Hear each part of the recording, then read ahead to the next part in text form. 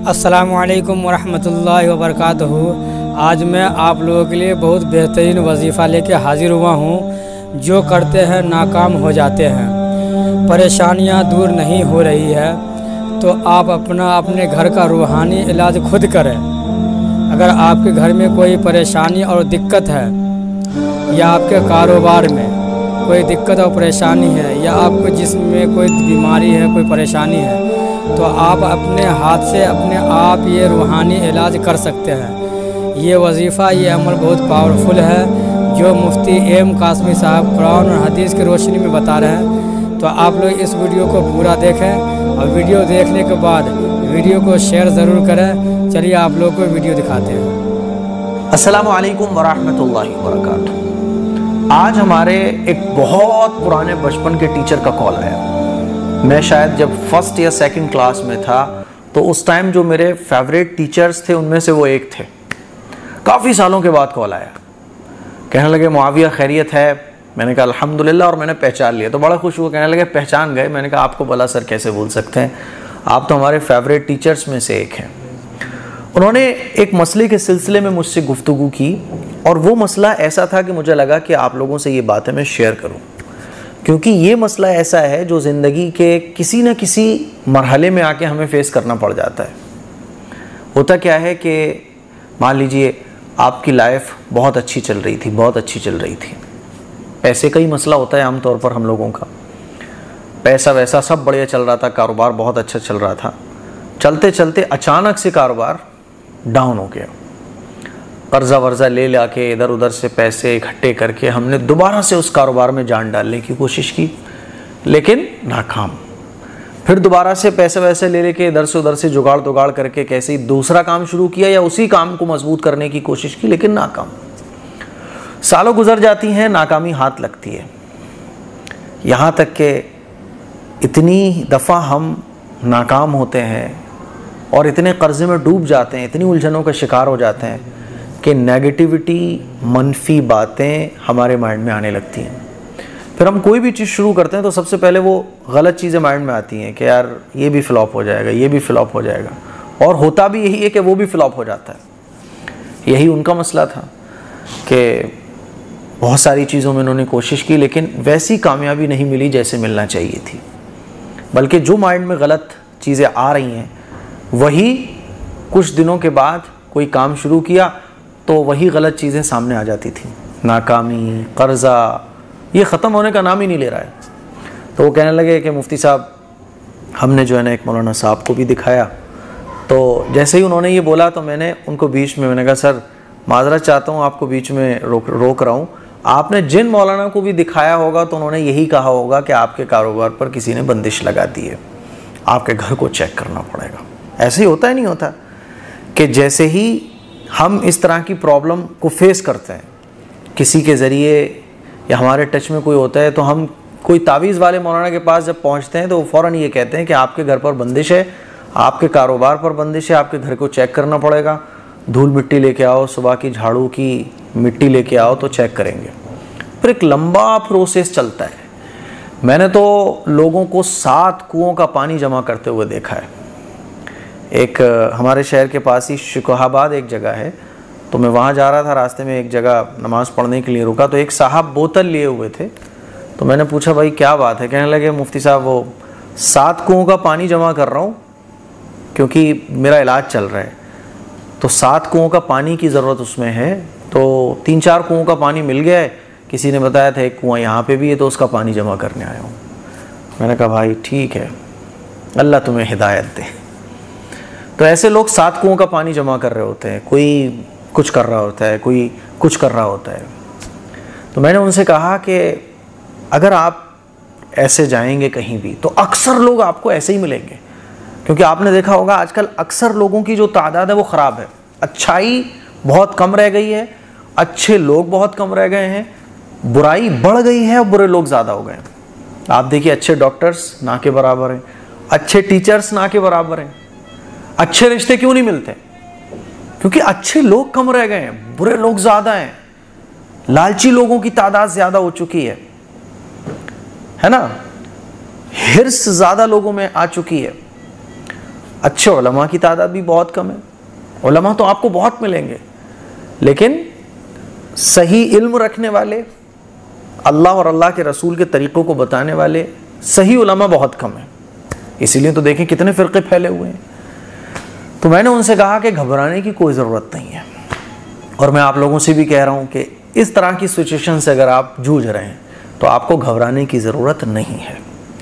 कहीं किसी के पास जाने की ज़रूरत नहीं है, कोई तावीज़ तो बिल्कुल लाने की ज़रूरत नहीं है, कुछ भी नहीं है, टेंशन लेने की ज़रूरत नहीं बिल्कुल। वल्लाहु यर्ज़ुक़ु मन यशाअु बिग़ैरि हिसाब, अल्लाह जिसको चाहता है रिज़्क़ देता है और बेहिसाब देता है। अल्लाह फरमाता है कुरान में, इन्नल्लाह हुवर्रज़्ज़ाक़ु ज़ुल क़ुव्वतिल मतीन, के बेशक अल्लाह ही है जो रज़्ज़ाक़ है। आपको जितना रिज़्क़ मिलना है अल्लाह के इख्तियार में है। अल्लाह आपके मुक़द्दर को पकड़े बैठा है। वो आपको चाहे तो पल में बादशाह बना दे, वो पल में चाहे तो बादशाह को फ़कीर बना दे। तो घबराने की तो बिल्कुल ज़रूरत नहीं है। हालात हैं ये, ज़िंदगी में आजमाइश के तरीक़े अल्लाह ताला के बदलते रहते हैं। कभी अल्लाह नेमतें देकर आज़माता है, कभी अल्लाह ताला तकलीफ़ें देकर आज़माता है। आप ये याद रखो कि हम इस ज़िंदगी में आज़माए जा रहे हैं। जब अल्लाह की तरफ से पैसे मिल रहे थे, मालो दौलत के ढेर लगे हुए थे हमारे पास, शुक्र करो आप शुक्र करो, क्योंकि अल्लाह आपको नेमतें दे के आज़मा रहा है कि मेरा बंदा मेरा शुक्र करता है नहीं करता। अब कारोबार ख़त्म हो गया तो घबराना नहीं है, अल्लाह की रस्सी को नहीं छोड़ना है, इधर उधर टर्न नहीं लेना है, सीधे रास्ते पे चलना है। और सीधा रास्ता क्या है? सब्र करने के बाद अल्लाह से मांगना, गिड़गिड़ा के मांगना। मैंने उनसे कहा कोई ज़रूरत नहीं है। फिर वो कहने लगे कि मुफ्ती साहब थोड़ा घर में भी एक दो चीज़ें अजीब लगती हैं, जैसे कि छिपकली है, कुछ इधर उधर की चीज़ें भी ऐसी उन्होंने बोली। आप लोगों को भी ऐसा होता होगा कि यार छिपकली एक आ रही है, यूँ जा रही है। बिल्कुल टेंशन लेने की ज़रूरत नहीं है। अगर उस छिपकली के अंदर जिन है भी ना, शैतान है भी उस अगर छिपकली के अंदर या बिल्ली के अंदर, तो आप ये याद रखो कि जिन्नों की और शैतानों की एक ख़ास आदत होती है, आप कह सकते हो कि उनकी फितरत होती है।